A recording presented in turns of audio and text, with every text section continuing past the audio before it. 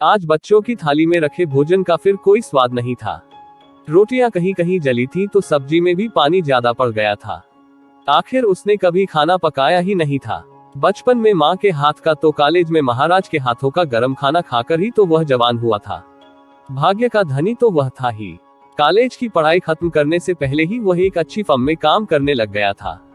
तभी माँ ने भी एक अच्छा रिश्ता देखकर उसका विवाह कर दिया था। विवाह के बाद वह शिखा को पाकर कितना खुश हुआ था। कुछ वर्षों में ही उनके आंगन में फूलों की रौनक भी उतर आई थी, लेकिन उसकी ये खुशी ज्यादा समय तक न चल सकी।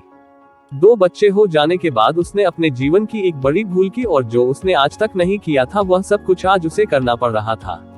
पापा, रोटियां तो जली हुई है। पास बैठे 7 वर्ष के अमित ने जैसे उसे सोते से जगा दिया।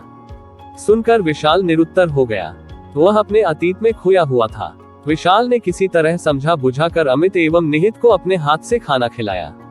ऐसा कब तक चलेगा? वह अपने आप से पूछने लगा। वह सोचने लगा जैसे उसने शिखा को घर से निकालकर बहुत बड़ी गलती की। आखिर उसका कसूर ही क्या था? यही कि शिखा ने उसके कहने से एक छोटी सी फर्म में काम किया, या यह कि वह अपने माँ बाप का घर छोड़कर अपने ढेरों सपने सजाए आग के समक्ष 7 फेरे लेकर उसके घर चली आई थी।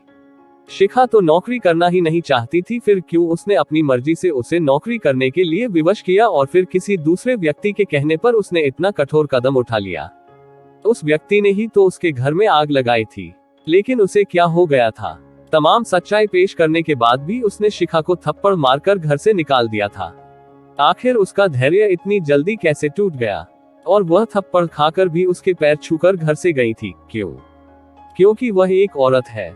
उसने बच्चों को भी साथ ले जाने का आग्रह किया था, पर उसने अपने झूठे स्वाभिमान के कारण उसे ऐसा नहीं करने दिया था। आज उसे यह एहसास हो रहा था कि सचमुच घर को चलाना कितना कठिन है। जिसे वह कुछ नहीं समझता था वह आज कितना कुछ निकला। बच्चे भी अपने पेट की आग को शांत करने के लिए एक ओर अपनी माँ के ममत्व से दूर रहे हैं तो दूसरी ओर उन्हें जली रोटियां खानी पड़ी हैं। उसे महसूस हो रहा था कि उसने एक नहीं 2 लोगों के साथ अन्याय किया है। आज उसे रह रहकर शिखा की याद आ रही थी। वह सोचने लगा कि आग भी कितनी निराली चीज होती है, क्योंकि कहीं तो इसके समक्ष 2 दिलों को एक डोर में बांधा जाता है तो कहीं पर ये लोगों के घरों को बर्बाद कर देती है।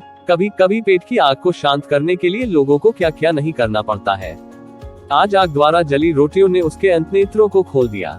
उसे अब आग से नफरत होने लगी थी, लेकिन उस आग से नहीं जो 2 को एक करती है। उसने फैसला किया कि वह शिखा को बुलाने आज ही जाएगा और झूठे स्वाभिमान एवं परायों द्वारा लगाई आग को आज ही आग में डाल देगा।